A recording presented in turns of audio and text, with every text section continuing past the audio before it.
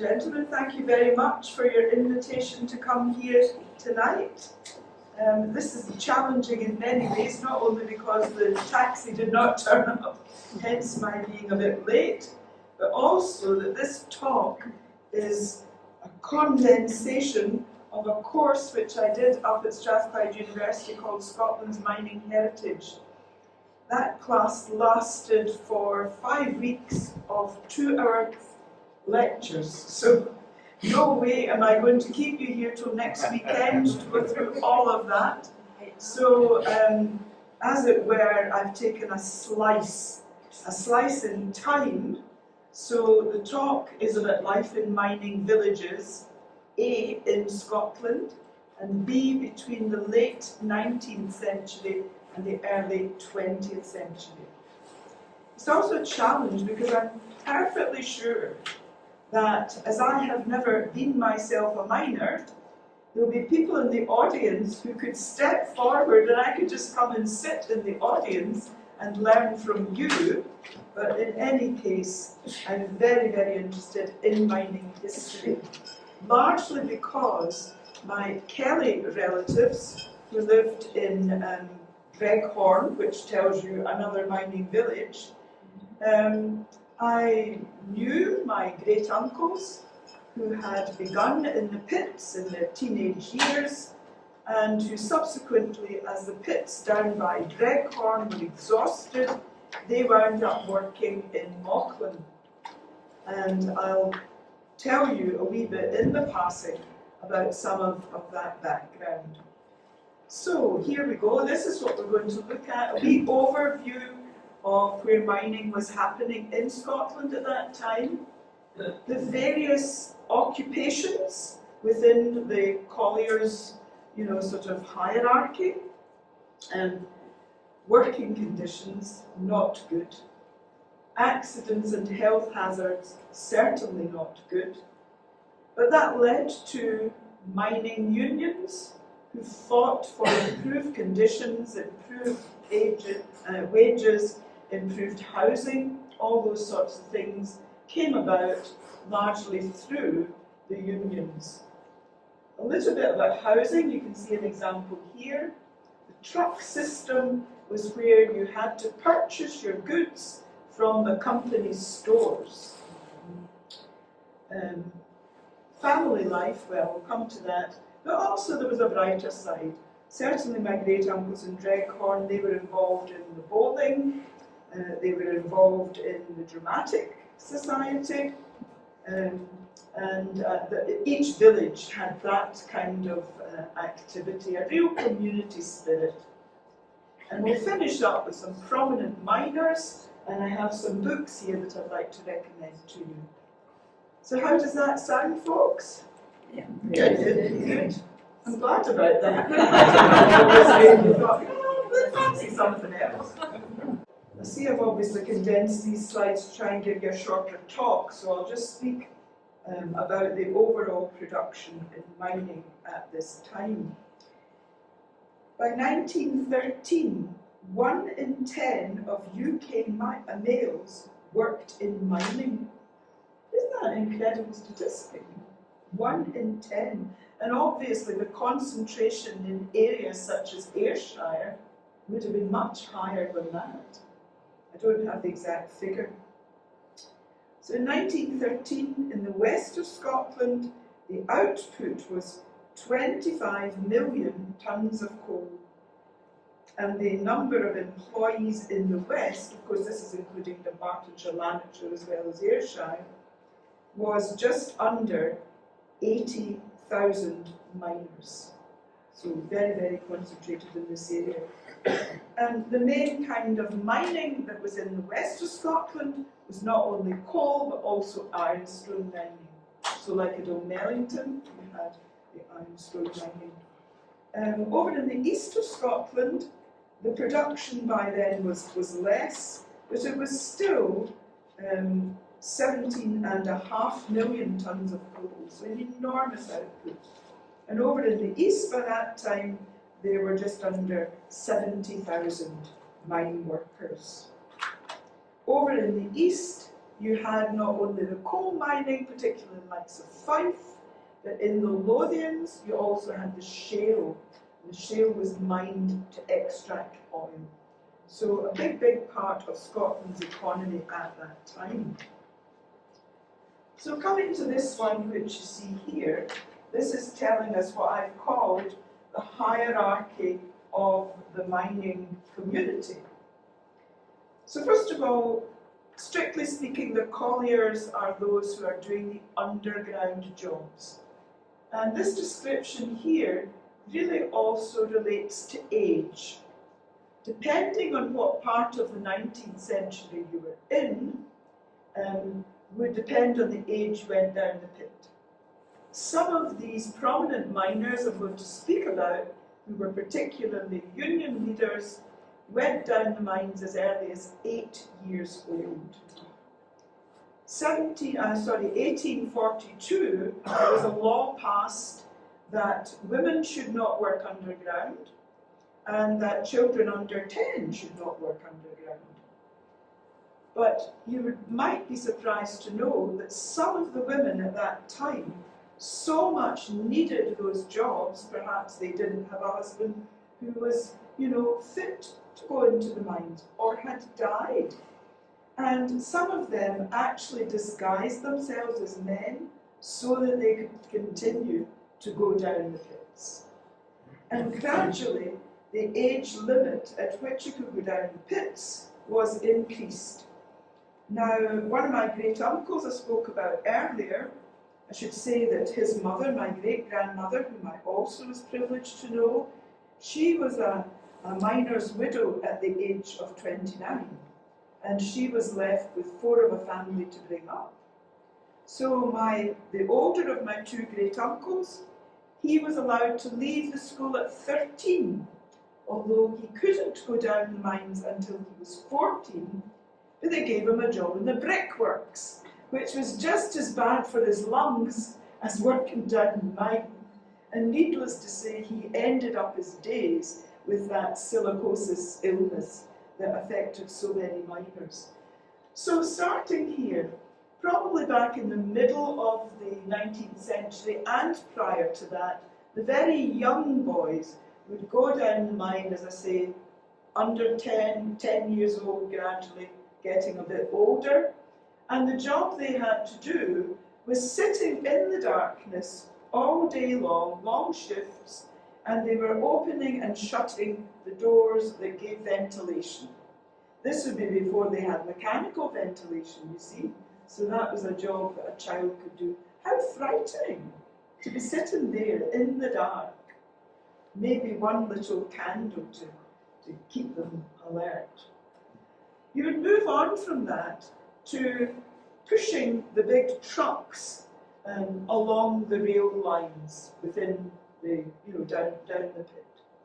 And incidentally, when I say down the pit, we should talk about 2 terms. One is a mine, and the other is a pit. The pit is where you sink the shaft right down. But if you go to Summerlee Museum at Coatbridge, you can see, you can actually go down what they called an ingone E, and that means that you walk down a slope, and that, strictly speaking, is a mine. So there we go. So, you would be just a little bit older when you moved on to pushing these trucks. When you were perhaps in your mid-teens, you might become in charge of the pit ponies. So there's an example over there on the far side. And the pit ponies, the people who were in charge of them became very devoted to them, very devoted to them. You'll see another slide as to how they got the ponies down the pit, but I'll wait till that one comes up. You can see what that was like. So eventually you would become a hewer, and these are the ones who are at the coal face, howking out the coal. So first off, when you started in that, you would get a quarter of the wage of a fully experienced miner. But at one point I saw somewhere that I always forget which slide a particular thing is on, but I'm sure I saw something, it's maybe under the wages section, about the youngest ones getting 1 shilling and 2 pence per week. So when you started out in the hewing, you would get a quarter of, what's going on here? Uh-oh, I don't know what to do now. I just do the history, I don't do the technology.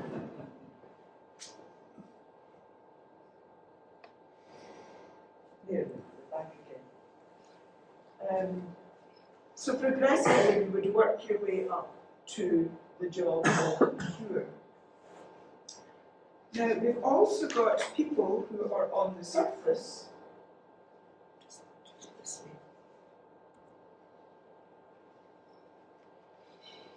So the like of the coal sorting, that would be grading the coal, which could be sold for different purposes, depending on whether it was small coal or greater lumps of coal. And this would be for various groups of people, females, and that lasted longer in the east coast apparently, having pit head women. But also you can see boys who, remember I said my uncle was allowed to go down the pit at that point until he was 14, so that would be a job they might do. But also, interestingly, that same great uncle wound up on a surface job in his older years, so maybe men would do that when they weren't fit to go down. Although there is an account in Fife, you'd hardly credit this, in 1923, a 78-year-old collier died at Newton Grange in 1923, but that would be exceptional because most people, well, A, didn't live to that age, but B, certainly weren't living a healthy, fit life. That must have been an exceptional person.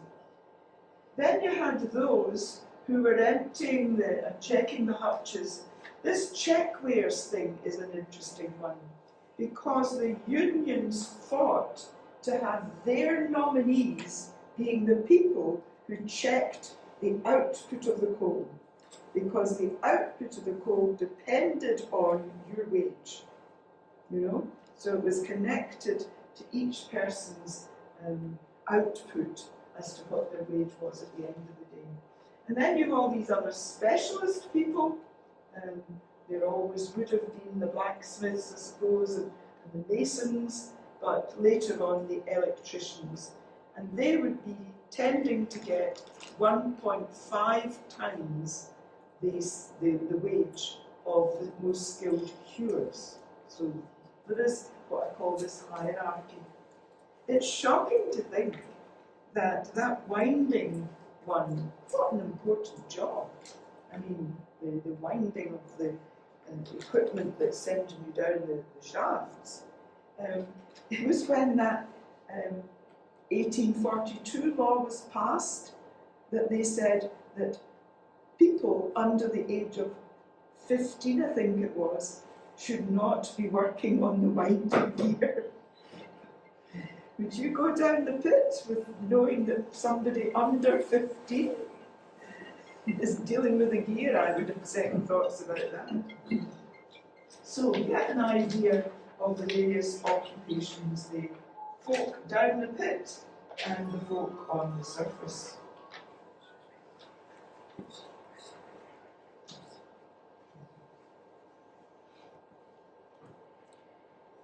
Now, as the output surged, as you've seen how much it was in 1913, you really had to find new sources of recruits, because you may or may not know that until 1799 was when they did away with the serfdom of miners. Now, a serf is not the same as a slave, but when they were serfs, it was really like a feudal kind of system, because you took out a contract, so to speak, though they wouldn't have thought of it like that, and you then tied yourself to a particular mine owner's colliery. And if the mine owner, when you had children, offered you something called arles, A-R-L-E-S, this was you accepting a christening gift which tied your children. So these innocent newborns are being made serfs for the rest of their life. And if you ran away, which nobody could blame you, there were severe penalties. And if another employer took you on and that was found out, you were dragged back. So 1799 before that passed. In the 1770s, a law had been passed to say that plantation owners who brought back slaves from the Caribbean to work for them in Scotland could not be slaves.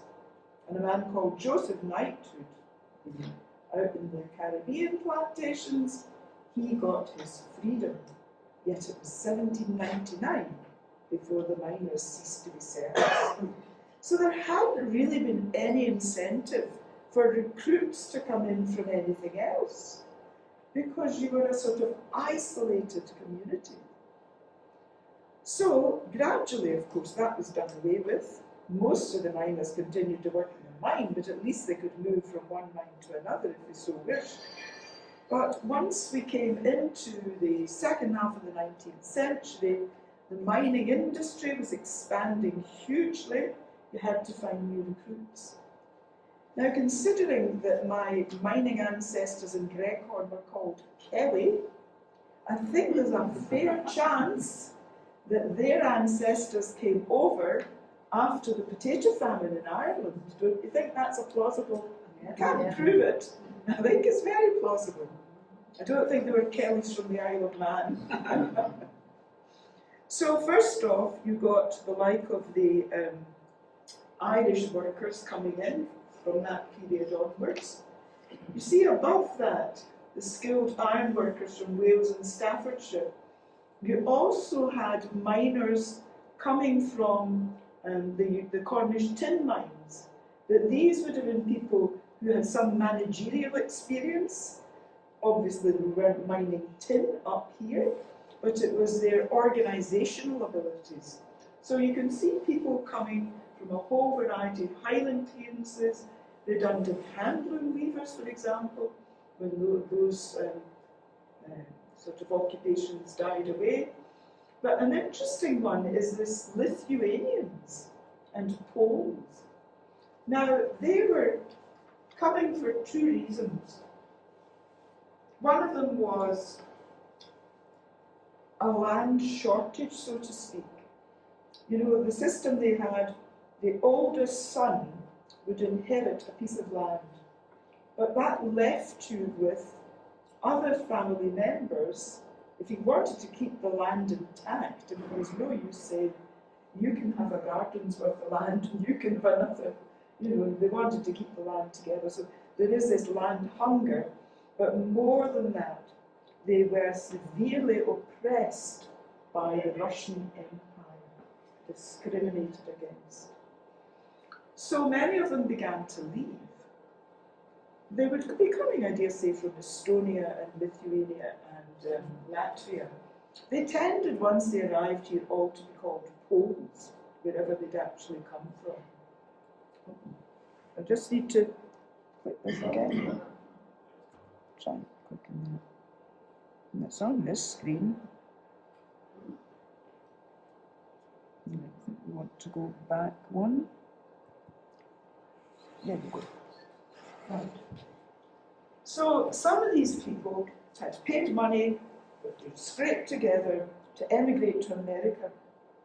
But apparently, these companies that were purporting to take them to America offloaded a lot of them at Glasgow and said this was America. And of course, the recruiters from the mine owners, they were there offering jobs, you know, offering jobs. And there's a particular concentration round about the Coatbridge area, one of the statistics that I saw said that in this period and onwards, just into the early 20th century, there were about 5,000 to 6,000 in Coatbridge, but around all about there, particularly I think they were more prevalent in Lancashire. Not Lancashire, Lanarkshire, what am I talking about? And interestingly, one of the ladies who came to that series that I did on Scotland's Mining Heritage, she was there because her ancestors were Lithuanians, and she was telling us quite a lot.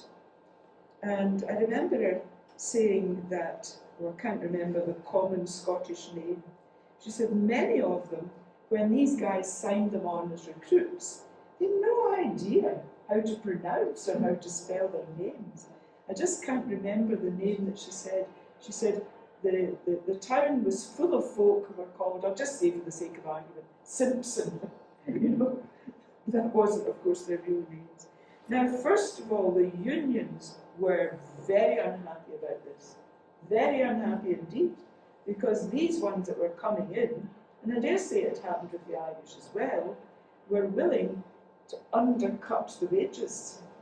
And there was also a worry from the point of view of safety, because obviously a lot of these people did not speak good English.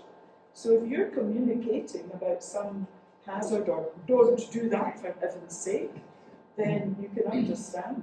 But gradually, the Lithuanians and the Poles and all these other incomers, they wanted the same wages. So as things moved on, they would join the unions. And so that kind of, phased out. But if you go to that Summerlee Museum, which I mentioned earlier in Coatbridge, then there's a lot of information there about the Lithuanian community and the things that they engaged in. So quite interesting to see this melting pot, so to speak. Now there's the one that I was talking about with the pit ponies. Imagine that poor animal being trussed up like that and sent down into darkness. And there's those sorts of cages. That's them going down. That doesn't look very safe, does it? Well, I don't think I've mentioned, but just check me if I have, because there's so much to remember. I don't think I told you about the older brothers of my great uncles who were lost in such a disaster. Did I tell you that? No, I didn't. I think I was chatting to the taxi driver at the time.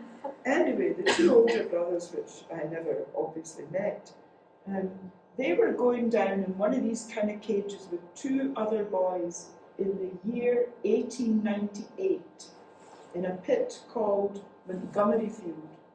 Now, I had just been doing a bit of research, and when I saw this Montgomery Field disaster, I thought, I bet that's near the Duke of Eglinton's estates, and it turned out it was. Well, it was early in the morning, and these four boys were going down, when halfway down, only halfway down, the cage toppled and turned them all out, down to the very bottom of the pit. The information about it says that they fell 50 to 60 fathoms. So, you hadn't a chance. Miraculously, when the rescuers got to them, one boy, and one of them was my ancestor, was still living, just. And he was brought up to the surface, a doctor was summoned, and it's so heart-rending to read this report. He cried for his legs were sore. Now I don't know if that was the one of my ancestors who was 14, or that was the one who was 12. It looks from further investigation that the union must have put up the money, because the family would not have had it, to take a legal action against the mine owners. But it looks, and I haven't got all the details, as if the mine owners got away with it, so to speak, because it said it could not be proved. Perhaps one of the boys had been at fault. I ask you, really. So, that's a bit about the mining conditions and the hazard. Well, as you can tell, hygiene was not uppermost. Certainly in some of the East Coast pits, there were no pit baths until well into the late 1960s, early 1970s, even though the National Cohort had come in just after the Second World War. Let me see if anything else to say about that. Yeah, you might like to hear a quote from Bill Shankly, the footballer who was at Glenbuck. And he says, "You would be down there 8 hours and you would have your grub to eat there and a tea can wrapped up in a big thick newspaper to keep it warm for a couple of hours, perhaps even less. You had to drink your tea, you had to, well, I don't know if I've said this, but you had to drink your tea maybe less than an hour after you'd started, otherwise it would probably be cold.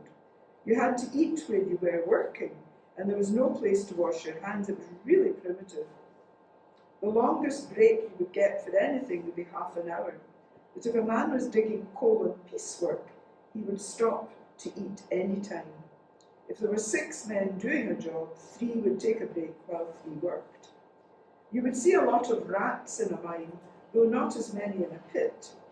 In a mine, the rats could go down the incline, but that didn't frighten the men. Not at all. I've seen rats sitting on men's laps while they ate. They were filthy most of the time and never really clean. It was unbelievable how we survived. You could not clean all the parts of your body properly. Going home to wash in a tub was the biggest thing. In fact, the first time I was in a bath was when I was 15.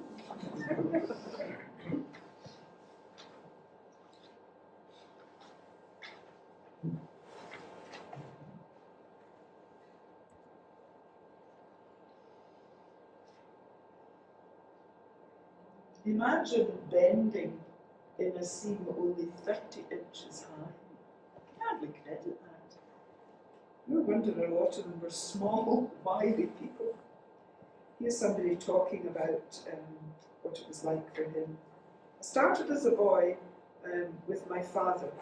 He had the contract, and he was the faceman, and at that time the facemen recruited a gang, so to speak.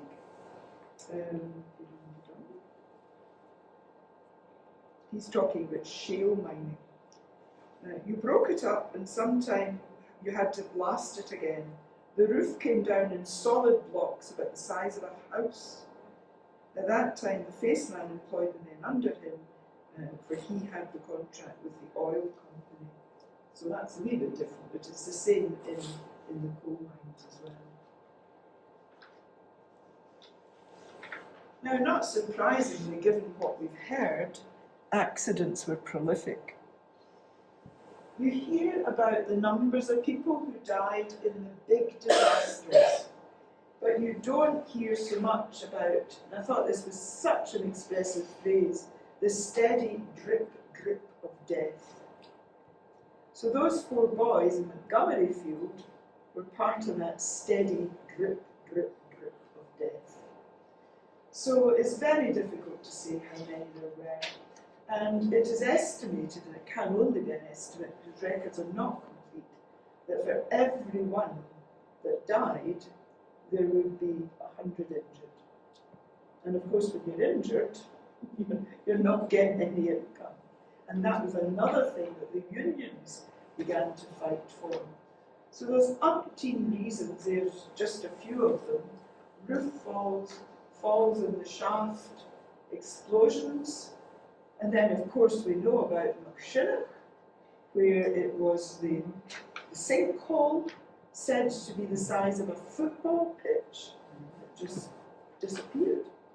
In fact, the taxi driver who brought me lives in a part of Kilmarnock called Caprington, plays on Caprington Golf Course, and he said in recent years has been a big sinkhole has appeared there, because there was obviously a Caprington colliery. I'm going to just very mention briefly, but I'm not going to in detail because it doesn't pertain to Ayrshire.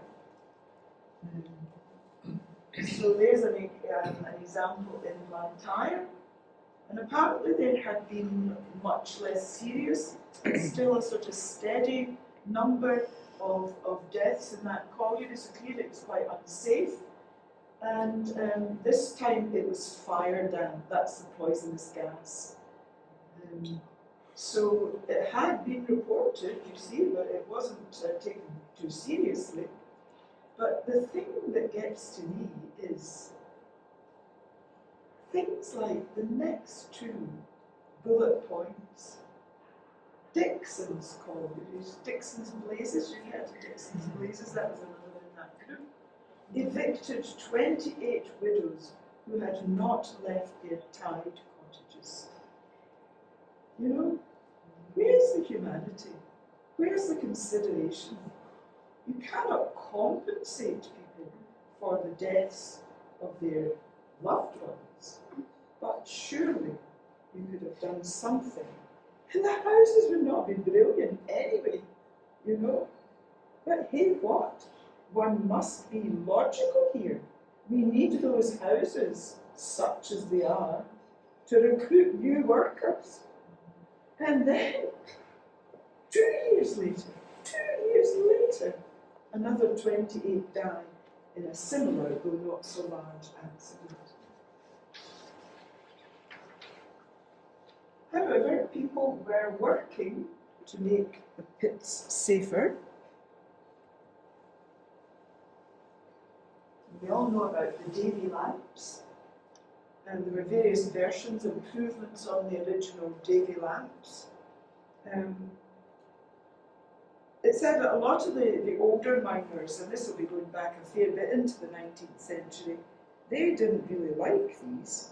It said safety lamps had to be carried, but they did not give as much light as a flame. So what had preceded that?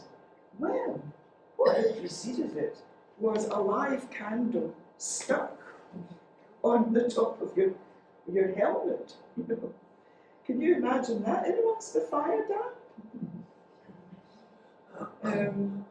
Then there's the case of the canaries. When I was preparing all these talks, I was really interested because I'd heard of these pit canaries, you know, when they sort of flopped over, it's time to get out of the pit. But isn't it surprising that they were phased out only in 1986? They were made redundant. Over 200 canaries are being phased out of Britain's pits according to new plans by the government.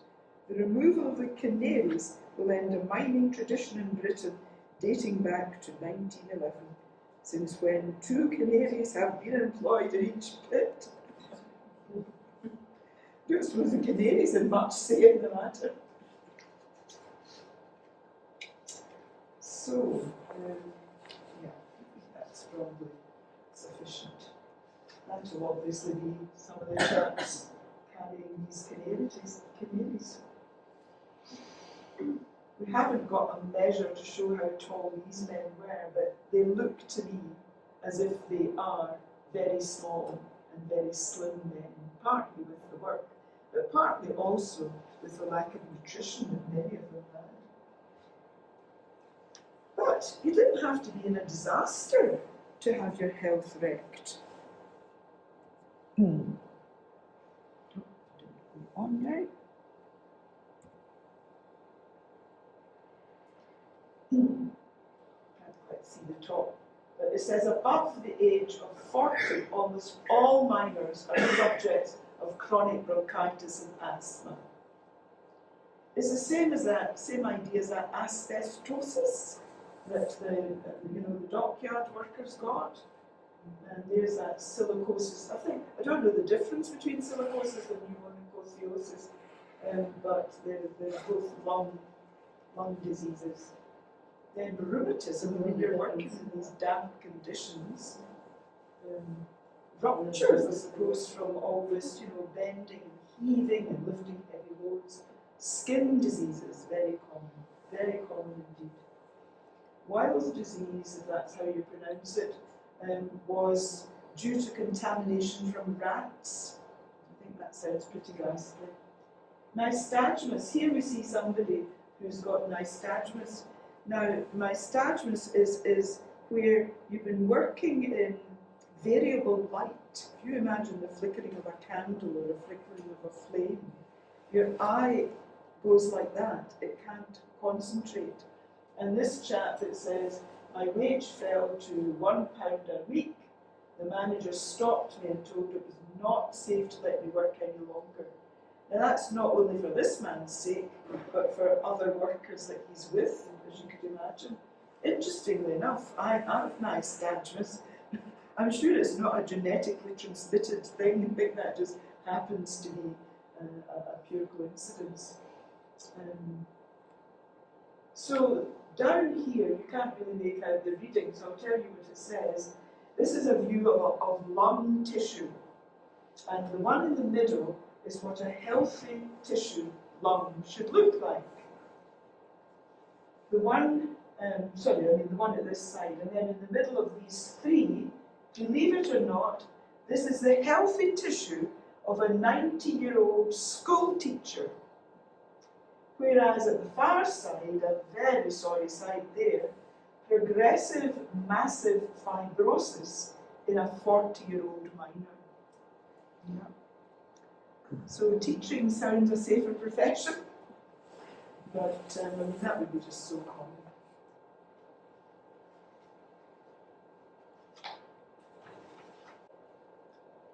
So the wages were made up of several elements. We've seen already age-dependent occupations that you were doing would gradually increase if you ever reached the stage of being a cure. And then those specialists, like the blacksmiths, the electricians, they were getting 1.5 times the amount of a collier. So, but it also was dependent on your individual work rate. So that was what the Czech weighman was doing up on the surface, making sure that it was accurately recorded for everybody, because they felt they could trust one of their own.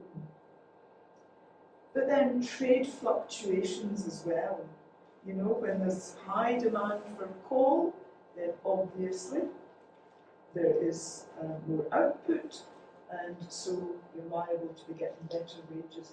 But the control, before there came in national wage rates, which was far in the future, the individual coal masters, as they call them, the mine owners, they could just anytime cut back the wage rates, and quite considerably as well they could cut back the wage rates. And then, of course, there were deductions, you know. I mean, you're going to need your tools, you expected to pay your rent, and you'll see some of the housing they were paying the rent for. If you wanted children to be educated, although there wasn't much opportunity, and you wanted them to be a doctor, this was all taken off at source as deductions from your wage, whatever that was. Fines, that would be the like of if you weren't using the truck shops, you know, the company stores, and if you were cheeky enough to not do that. So a whole variety of things made up your wage, and that's why the unions would say the uncertainty was the most important characteristic of the miners' wages. And here they're queuing up to see what they're going to get before 1910. So this was one of the key things that the unions wanted to improve. And here we have one of these prominent miners, Alexander MacDonald, who had gone down the mine at the age of 8. And he was very, very determined that these things should improve. And one of the things that was holding them back was the first mining unions were little local gatherings. And Alexander had the vision that if instead of being, what shall we say, knocked down one by one, if they would come together as a whole Scotland Federation and later as a whole UK federation, they would have more clout, they would have more opportunity to fight for their rights. And so this was the case when he set up this Coal and Iron Miners Association of Scotland in 1855. But of course, if the employers had enough stock, they could just wait it out. And so often they went back for lower wages after a 3-month strike. Now in the 1970s, 80s period, remember the big miners' strikes that we had? They didn't go back for lower wages, but they did go back for less than they had wanted to achieve for however long they had been holding out, which is much, much longer. The other thing that happened then, and we'll see this when we look at the very end, the ringleaders then became blacklisted. And that meant that they couldn't get employed anywhere in their region whatsoever. And we'll see just towards the end about some who had to actually go to Australia, could not get a job in any mine. So that was the power that the mine owners had. But gradually things were improving because the unions did come together. There's that act where the miners got the right to appoint their own people to check the tally of what was coming out of the mine. And then an 8-hour day, you see, that was quite revolutionary back then. But if you stuck your head above the parapet to lead one of the unions, then you were liable to lose your job. I'll go through the next one quickly because I'm conscious of time.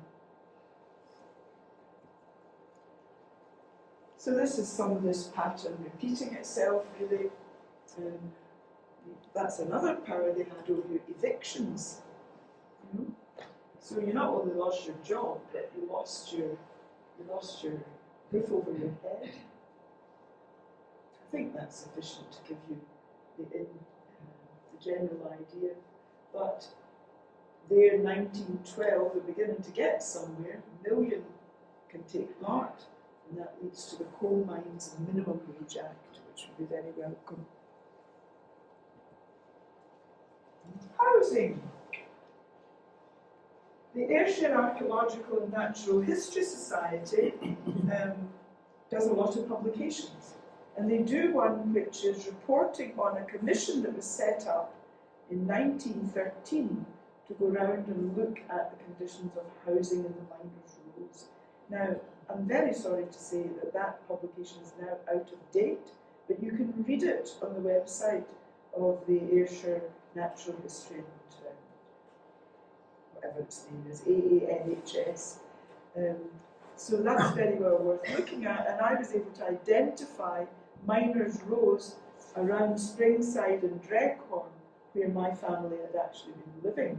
So if you've got mining ancestors yourself, you might like to look into that. You might get it, of course, in the library, in the sort of archive section. This one here is fairly typical. It's interesting to know that this colliery housing seemed to be worse in Scotland than elsewhere, although I'm sure it wasn't great in England and Wales. But this one, as you see, is at Coatbridge, so maybe some of those Lithuanian people were living there, and they're paying 3 and 9 per fortnight, for such as it is. There's a description here.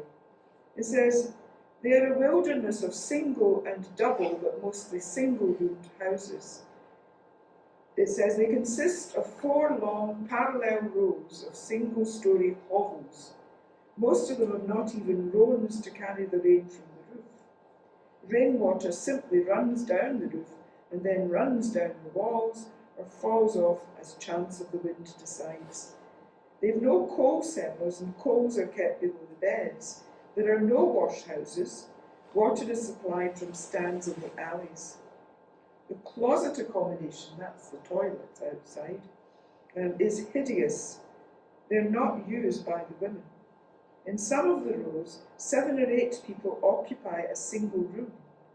The sanitary conveniences are in a state of revolting filth. Rents for single apartments are 3 and 9 pence a fortnight deducted at the office of the colliery, so you can't get into arrears because it's paid whether you want to or not.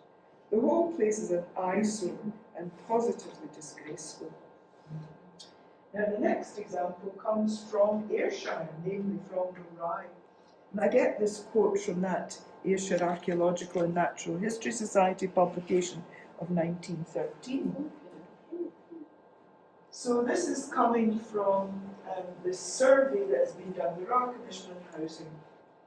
It's very, very interesting. I'm always interested in the emotions of the people in any talk I give.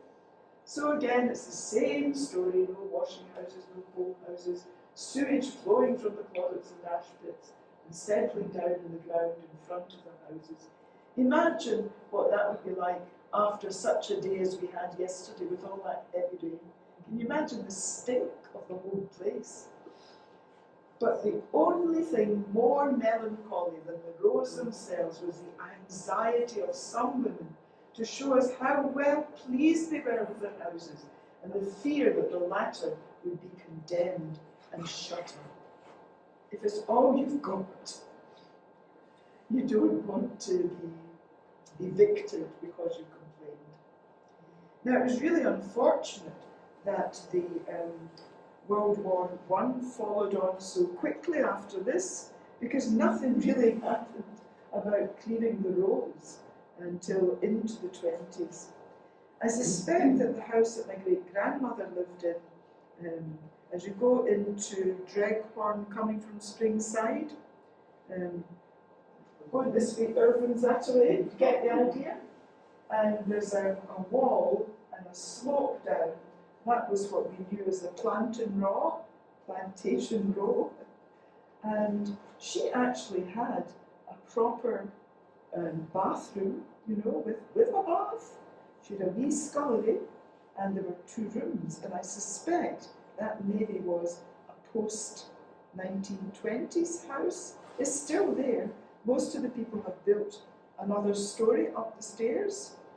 But down the back they had gardens and they sloped down, and round the back there was a chicken run and there was a pigeon loft, and I can remember it just absolutely. I would love to knock on somebody's door and say, my great-grand lived here, can I please come in, So it was variable and things did gradually improve, but at the time this survey was done, it was utterly dreadful. I mean, we mustn't think that they were built as hovels. They would have been okay initially, modest, but okay. But there wasn't any maintenance of them. And also, because you were beholden to your employer, there were certain rules that you had to follow. Now there's William Baird, who had mines in Lanarkshire and in Ayrshire. And there's Holdsworth. I'm not sure exactly where his were. Oh, it says there, Coatness and O'Melton. So they could, a lot of them were good churchgoers, and I'm not saying that cynically, because many of them, as you know, there's a Baird Institute in Cumberland, and that was built for, the education and recreation of the workers. But I don't know, they seem to also have a sort of degree of detachment in terms of thinking, well, it's a bit pious.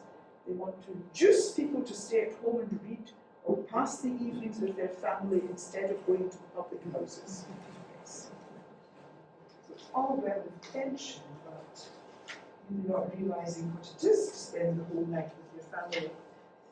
If there's 8 of you in one room.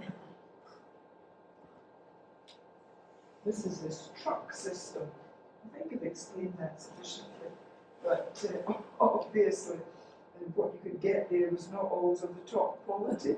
I don't know who Mrs. Armstrong is, but I love her quote. A tade, by the way, is a toad. Mrs. Armstrong denounced the sugar as enough to scunner a tade, and the butter only fit to oil the cart wheels.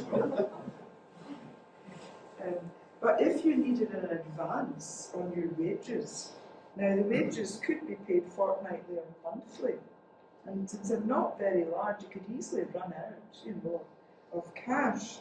You could get an advance, but under conditions. It had to be spent in the truck stores, and secondly, you would get it at 19 shillings for the pound. So you were a 10% deduction right away. I think that's pretty well. I'm very, very conscious of the time. I'm quite surprised nobody's walked out saying I didn't reckon, but there's not too many, and I'll go through them quickly. The other thing that was laid down was this system called the Goths. Called the Goths because it came in from Sweden. The town of Gothenburg, you will know, is in Sweden. And there had been a great problem with alcohol in the 18th century, in the 19th century over there. And so a system was brought in whereby there would be these sort of state-run or mine owner-run pubs where you couldn't drink too much and you couldn't drink spirits because we didn't want you having a hangover the next day. So this was adopted over in Scotland. There's one that you see is still there, over in Preston Grange in the Lothians. But there was some benefit because profits from these were recycled into the community. And I suppose that improved as time went on. So this would help to get extra facilities, you can see here, which would have been very welcome for the community. There was actually a similar system. I do a talk on munitions workers in the First World War. And there was a similar system for the duration of the First World War down near some of the munitions factories, particularly the one that was down near Gretna. Yeah. And apparently in Carlisle, where I had friends who are now deceased, that system persisted until the 1970s, which is very surprising.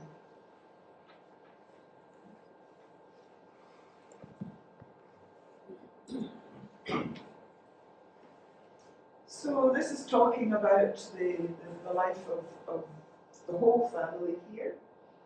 And women from mining communities very rarely had paid jobs because they had a full-time job trying to keep the men folk going.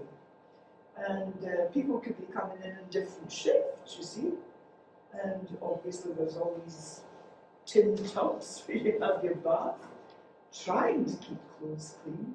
I mean, it's a really, really hard life. Then, in addition, if you could squeeze other folk in, single men would be taken in as lodgers in these tiny little houses. So that was other folk whose mouths had to be fed. There's a whole thing about you're never too sure how much income you're going to have. And obviously the food, we've heard Mrs. Armstrong's opinion about it being pretty inferior in quality. And of course your cooking facilities would be utterly basic. So the life of women was really determined by the fact that all these things had to be taken into consideration. There's a really, really sad quote here. This comes from actually Derbyshire, but it would have been going on in Scotland as well. And it comes from 1898 in a place called Claycross in Derbyshire. It's a story of a mother, and then the next bit is a quote.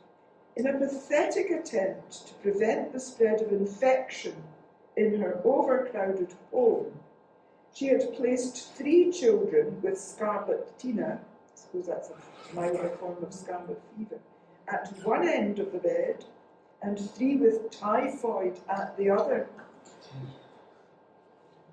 It's just unimaginable to us, honestly. But as I say, there were all these activities going on.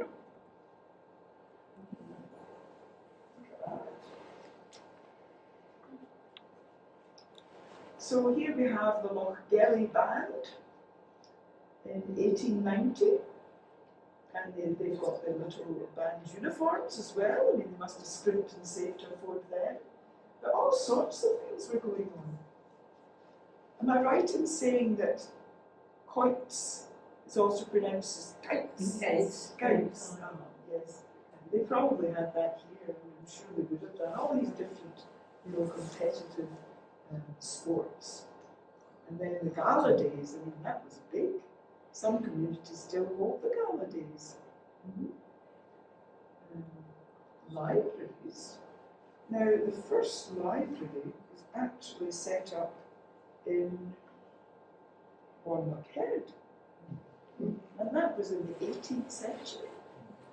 They were even as enlightened in Warnock-Head in the 18th century that one member of the library was a woman. Good heavens, you mean women can read? Oh, my goodness. So all these sorts of things are going on, and it shows that people, on the whole, are trying not to be defined as an isolated community of second-class citizens, They have their interests as well as anybody else. See down the bottom, the pigeon racing, that was like that pigeon loft at Dreghorn, but also the horse racing. The Ayr Gold Cup, that was always a highlight of the year.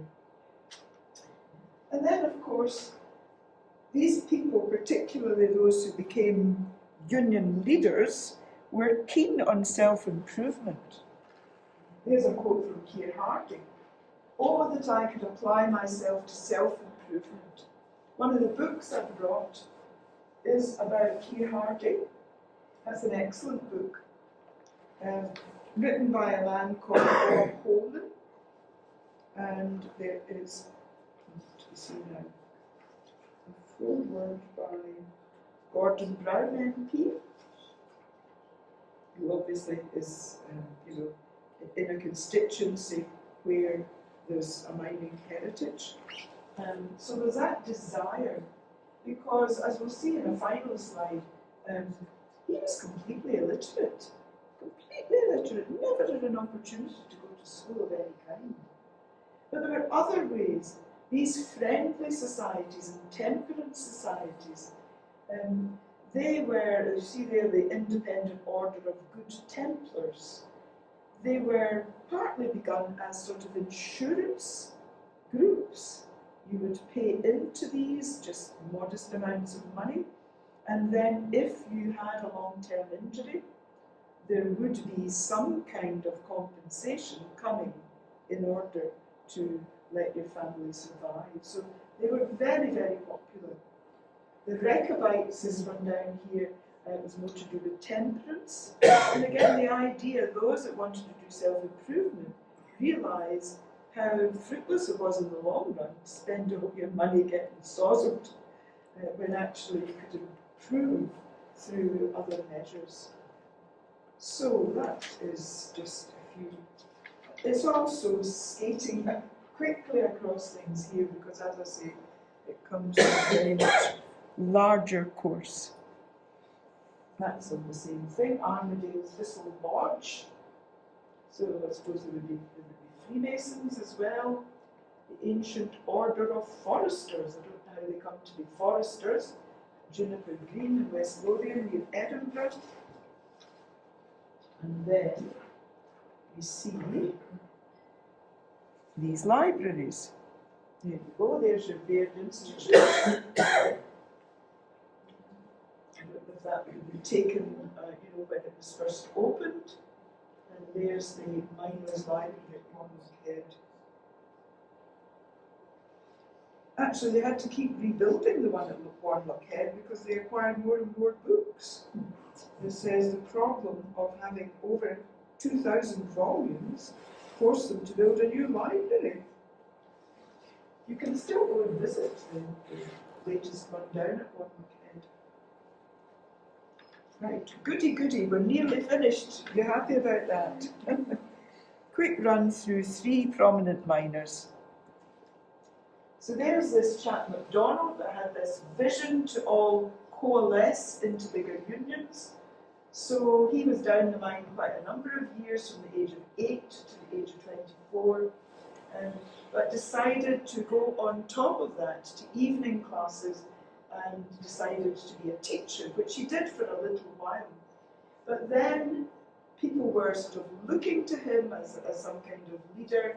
We saw earlier how he formed this first union, and then eventually he becomes president of the Miners' National Association, and then becomes one of the first working class MPs. And he had a wider vision of other things that seemed to him unfair. He was happy to campaign for reform, for better conditions for other workers. And the Irish Home Rule, as far as he was concerned, that he knew many people in the pits who had come from an Irish background, and could see no reason why they should not be entitled to rule themselves. So in the end of the day, it's rather sad to hear that some people began to criticise him when he was an MP, because he wasn't being radical enough. But actually, he was getting credibility within the Parliament, which just as much as anything else helped to get these acts passed. But some people thought he had not exactly betrayed them, but, was too cosy with the rest of the MPs. Well, you certainly wouldn't have said that to the next chap. Keir Hardie. So he was the illegitimate son of a servant whose name was Mary Keir. So that's where his first name comes from. Fortunately, things got a little bit better for Mary Keir, because she married a chap called Hardie, and he was a ship's carpenter. So he sometimes had to go away on long sea voyages, and at those times, of course, they weren't getting his income regularly. So we can see that Keir Hardie was at work, not initially down the mine, because he's a bit next generation after the previous MacDonald family. So he was working as an errand boy for a baker's, and then from the age of 11 he was down the mine. But there's that cycle of stick your head above the parapet, try to get a union going, and then if you are seen as being a ringleader of a strike, that's it. So that is actually why he moves to Ayrshire in the first instance, and he becomes not only the secretary of the Ayrshire Miners' Union, but also a journalist for the Ardrossan and Saltcoats, I think it is. Ardrossan and Saltcoats Herald, yes, yeah. But he was living in Cumnock from an early point in the proceedings, and he would send his reports in. Later, he also began another paper called The Miner, and that would be a wide circulation that paper would have.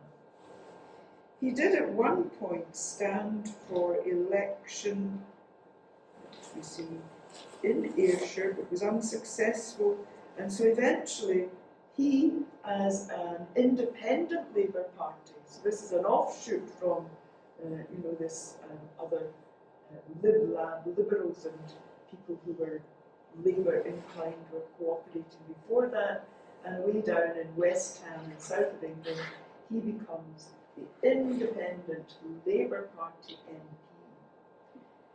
Now, when he was in the Parliament, people tended to look down on his attire. This was a time when they'd be there with their top hats and their tailcoats, He was not going to make any concessions. Why should he? He was proud to be there in his tweed jacket and his flat cap. So, he certainly stood up. But he also embraced many causes which were not popular with the majority of the people who were in Parliament. So supported women's suffrage. That was a very much minority view in the Parliament for a long, long time. He thought that people should not have to pay to go to school. If there had been free schooling, it might have increased his chances of learning from an earlier stage.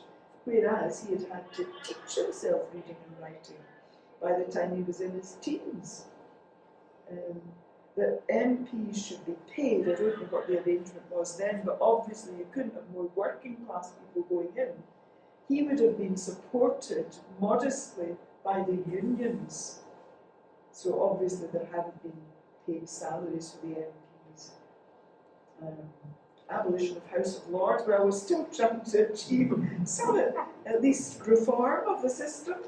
And Indian Home Rule, you can bet that wasn't popular with the majority of the aristocracy. So he also was a pacifist, particularly known as a pacifist. And again, that was a minority. If you think of the sort of jingoistic response, all these PALS brigades that went off, it was not popular for people to be pacifists, but he stuck to his guns. And that's the main things that I want to raise there. The other book I brought with me is about an Ayrshire man who some of you heard of, Andrew Fisher. If you go to Cross House, there's a little memorial because he was a Cross House man born and bred. And we'll see about him in the next. Second last slide we're on, everybody. So he started at an early age. His father was also a collier. His father was extremely keen on education. And he was one of those who had set up a reading room in Cross House, which of course was entirely a mining village, as was Springside, as was Dreghorn. So he is obviously a man with great leadership skills at an early age, and he becomes a secretary of the local Cross House Union at the age of only 17. So therefore, when they strike, he is identified as somebody that the mine owners want to blacklist. And so that is why we find him and his brother going to mines out in Queensland in Australia. Over there, he once again takes further education. I think it's as an engineer. He was elected president of the Engine Drivers Union and was active in the Amalgamated Miners Union, becoming president of the local branch by 1891. But it's, look, you see, there's the same pattern emerging again. Gets into politics to fight and gain more allies. 3 times president of Australia.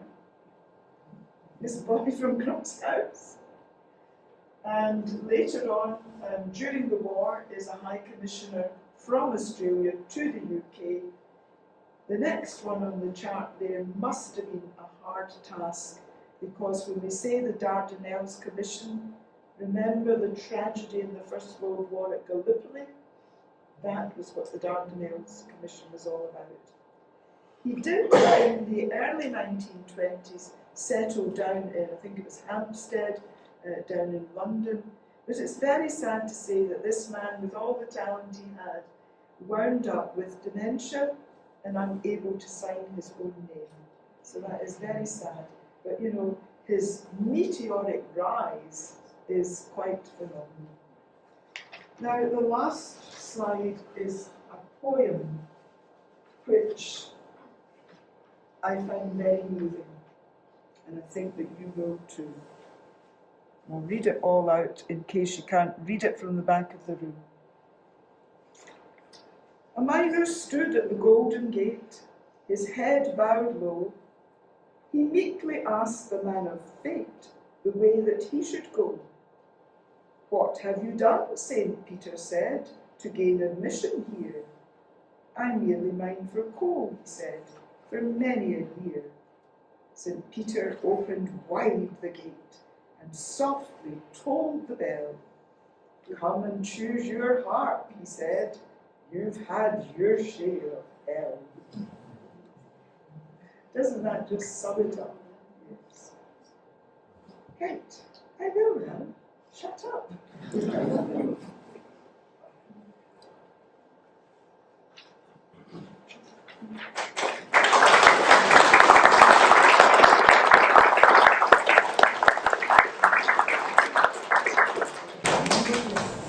anyone does have any questions, I'll try and answer.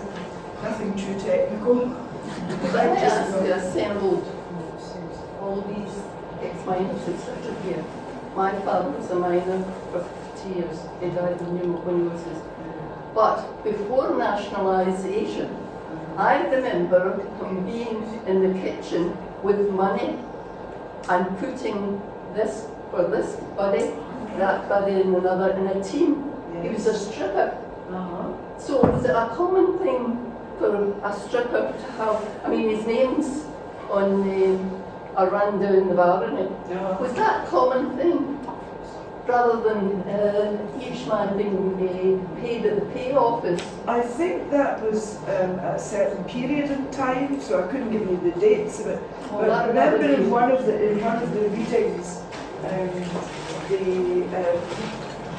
the boy was saying that his father was a face worker, Yeah. and he recruited his Yeah. little team, and then the money came to him, and he divvied it up. It sounds as if that's maybe Well, that was what happened with my Yeah. father Yeah. pre-nationalisation. Yes. So that was common. Well, it sounds as if it was, but I don't know to what extent or when that stopped. Yeah. That's interesting that you can remember that. Oh, I can remember Lots of walking back, things. probably that as well. Yes. And sadly, in the miner for 15 years, died of pneumoconiosis, and they wouldn't agree to the percentage he had. Oh, goodness. It was the very early days of Glenafton and all sorts of things. Yes. He racked his heart, and he was given a year to live, and he went back, and he worked with the person at the bar in the colliery who decided that if they sprayed the coal face, that would stop the coal dust. Oh, And my father worked there until a few days before he died. till a few days before he died. He walked. Yeah. That's another story. But anyway, so that was a common thing. No, I don't know during which period, but it obviously sounds Well, like that's the quote 40s, that I before gave. nationalisation. Well, it would certainly be before nationalisation. Yeah. Thank you.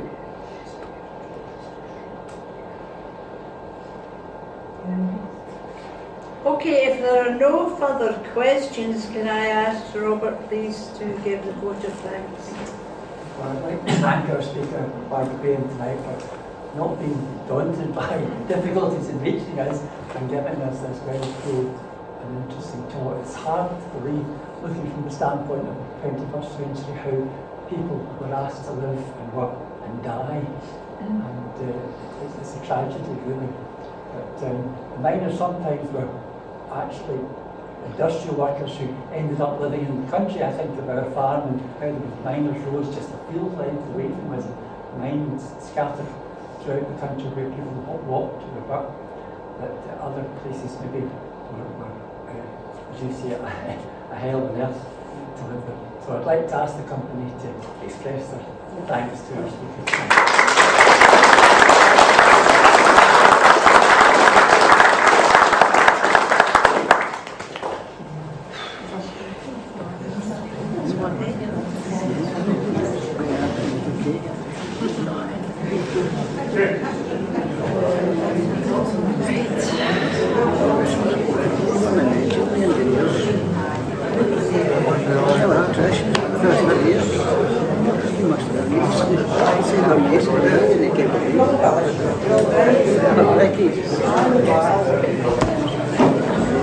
That was good.